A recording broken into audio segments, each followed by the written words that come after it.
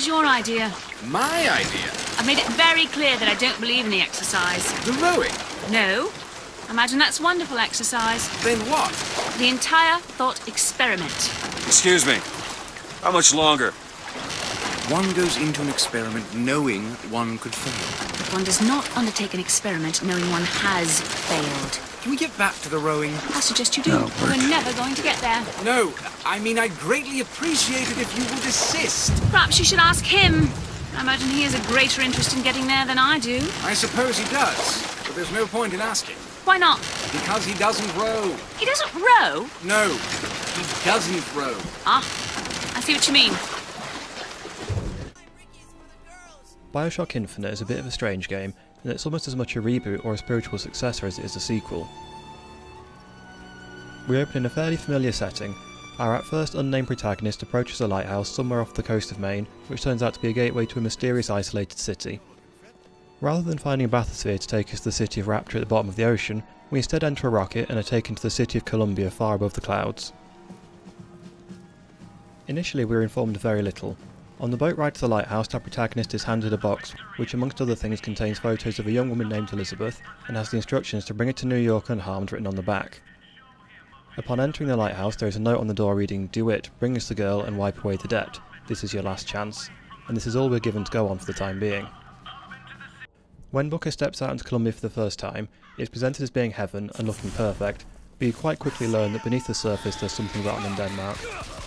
There's clear evidence that Columbia has been propagandised from the start, and you also quite quickly learn that the society is openly racist on top of this.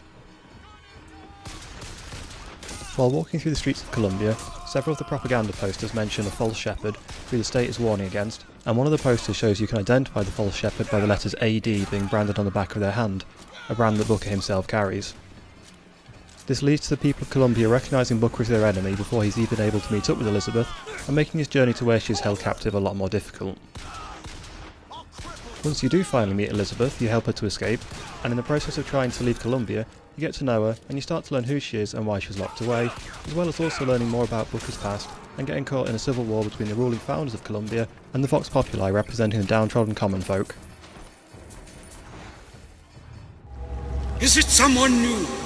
Someone from the sodden below, newly come to Columbia to be washed clean before our prophet, our founders, and our Lord? I just need passage into the city. Passage to the city.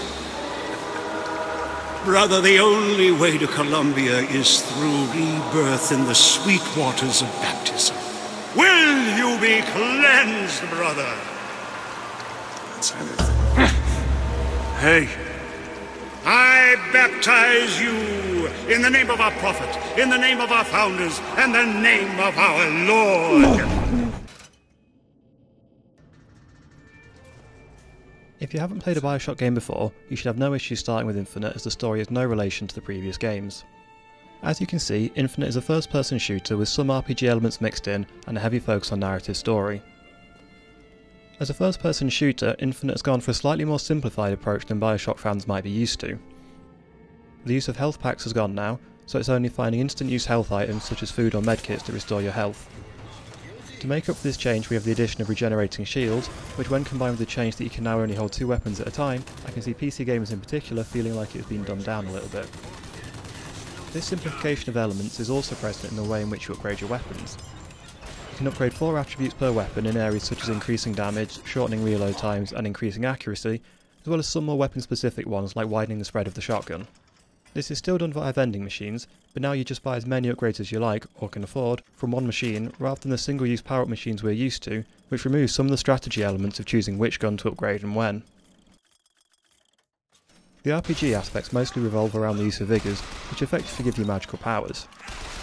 Each vigor is different and has 2 modes. It's usually press once to use or hold the trigger to charge it up and lay a trap. Using vigors requires salts, and the salts bar is quite short and doesn't recharge over time, so you do have to think about how to use them effectively in combat. While the vigors are different to each other, they do often perform the same purpose. For example, the Buck and Bronco vigor knocks enemies into the air, the Shock Jockey vigor stuns enemies with electricity, and Undertow pulls enemies into the air.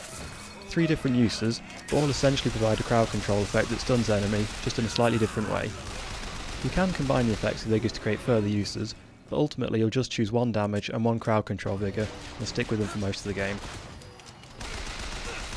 Another RPG element is that you can pick up gear, which fits into one of 4 slots: hat, shirt, pants and shoes, to give you extra perks such as giving your melee attacks a chance to set fire to enemies, quicker shield recharges, chances to instantly reload your weapon, and so on. You also find infusions scattered throughout the world which give you the option of upgrading one of your health bar, shield or salt bars. Without much effort, you can find enough to max out one of the 3 attributes, and put a couple of points into the others, and I'm sure through thorough exploration you could improve even further. Bring me the bowl! Is that not the prettiest young white girl in all of Columbia? All right then. The winner is number 77! Oh, what do you know? Number 77, come and claim your prize! First round!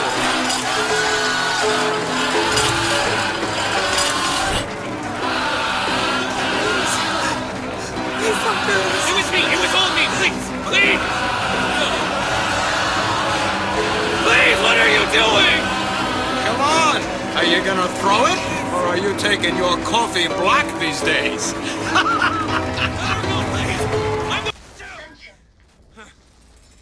The reason that BioShock Infinite feels more like a spiritual successor to the previous 2 BioShock games is that while a lot of the same themes are present, there are also quite a few changes that make it appear to be a very different game. The biggest difference, of course, is the change in setting from Rapture to Columbia, but the basic theme of the 2 places is the same: isolated cities designed to be havens for those disillusioned with current society, which seem perfect on the surface, but underneath there's a dark undercurrent. There are also a lot of similar mechanics between the different games. While plasmids may not be present in BioShock Infinite, you do have vigors which function in much the same way in gameplay, even though the story behind them is very different. In BioShock, plasmids are a key story element as they are part of what led to the downfall of Rapture, and are even tied into the whole plot behind the Little Sisters and Big Daddies. However, in Infinite, the vigors are much less of a thing. They're just there to aid you, and their history isn't really looked into. They also differ in terms of the gameplay, in that there are a lot less vigors than there were plasmids in either of the early BioShock games, being only around 8 vigors to collect. Unlike the previous 2 games in the BioShock series, Columbia is a thriving and bustling city when you first arrive, compared with the ruins that you first find Rapture in. You get to spend the first half hour or so of the game just wandering around and looking at the city, learning about how the residents are living, rather than learning about the prosperous days of Rapture via audio logs. Audio logs are still present in the game, being called voxophones, and while they do also tell some of the backstory of Columbia, they are more focused on telling the history of the main characters involved in the game, which is further aided through the use of flashbacks and dream sequences. Similarly, when you die you no longer go into a Vita chamber, but instead you either wake up in a cupboard, or Elizabeth pulls you to safety and revives you, depending on whether she's around or not. Instead of just giving you full health though, the new respawn system only partially heals you, and also heals the enemy slightly and takes money away from you. This reduces the issues with the previous games where dying didn't feel like much of a punishment, as you could just infinitely respawn at no cost. Now if you die too much you won't be able to afford upgrades to your weapons and vigors. A lot of the enemies you fight in Columbia have similar counterparts from Rapture 2. The most basic enemies are sort of similar to splicers, as they will either melee you or shoot you, however they tend to not have the speed of splicers as they aren't genetically modified. You have crows which teleport around you similar to Houdini splicers, firemen which are kind of like nitro splicers, and the handymen fill in a similar role to the Big Daddies in that they're both massive and take quite a bit to defeat. The handymen are easier than the Big Daddies though, and story-wise they are nowhere near as significant. Some of the analogues to the previous titles are much more subtle, such as when you first arrive in Columbia you enter through a water-filled walkway lined by candles, which is supposed to be reminiscent of swimming to the lighthouse through the fiery wreckage of your plane in the first BioShock. This isn't something I personally noticed while playing, as I read about it later, so I'm sure there's a lot more of this which I missed as well, which more observant fans of the series should pick up on. I know why you've come, false shepherd. I see every sin that blackens your soul. Wounded knee, the Pinkertons, the drinking, the gambling, and of course, Anna. And now, to repay a debt, you've come from my land. But not all debts can be repaid, Booker. You don't know me, pal. Prophecy is my business, Mr. DeWitt. As blood as yours. In terms of the gameplay, the two biggest additions are in the open nature of Columbia and the addition of Elizabeth herself. Whereas in Rapture you're almost entirely confined to being indoors and usually within claustrophobically tight areas, Columbia is generally a much more open environment. There are still several areas where you're indoors in enclosed areas, but there are also quite a lot of open battlefields where you can roam around quite freely. This is made even easier by using Columbia's skyline, which is essentially a series of roller coaster tracks you can grapple onto and zip around incredibly quickly. This allows you the opportunity to very quickly escape an encounter to reposition yourself, or even find a new vantage point or extra supplies. Of course the enemies can use the skyline as well, so you can't run or hide forever, and some enemies can even use the skyline itself to attack you by electrifying it. An even bigger change to the gameplay comes as soon as you meet Elizabeth. During combat, Elizabeth is a great partner to have. First of all, she can't die. She will hide out of the way and just provide support where necessary. This support comes in the form of finding ammo, health and salts around the battlefield, and throwing it to you when you really need it. She can also open tears which will pull through an object into the battlefield, usually medkits, ammo stashes or automated turrets. You can only have one tear open at a time, so you need to think about which will be the most advantageous, and apply some strategy to use the objects at your disposal efficiently. Elizabeth is also really helpful outside of combat, as she will search areas for money and lockpicks as well as pointing out items of interest that she might not pick up herself. Finally, she can also use the lockpicks to, well, pick locks, allowing you to access optional areas usually hiding gear, infusions or a powerful weapon to help you through the next area. On top of being a useful character, Elizabeth is also a well-written one. It would have been very easy to write as a standard damsel in distress, and when you first meet her that is almost how she comes across, but as you spend time with her you learn more about her and that she isn't totally helpless. She doesn't really trust Booker when she first meets him, and the first time she witnesses you killing people she runs away scared. There's even a part later on where she loses some trust in Booker and hits him with a wrench. It isn't just Elizabeth that's well written, as every character you come across is excellent, as you would expect from a BioShock game. Even characters that you barely meet have personality and are quite memorable. In particular, the Lutece twins are characters that you run into regularly, and while they may not make much sense half the time you talk to them, it's clear that they know what's going on and they aren't going to share this with you until the right moment. The first few times you meet them it's unclear whose side they are on, if anyone's, but they are helpful at that moment so you just have to go with it. My only very small issue with the writing is it is a little bit top heavy. Irrational have done a great job of introducing you to this world and slowly feeding you the information about who you are, why you're doing what you're doing and what's happening in Columbia, but most of the information comes to a head in the last third of the game. The story isn't badly paced by any means, and the game certainly isn't padded out, but it just feels like the last couple of hours had much more engaging plot than the start.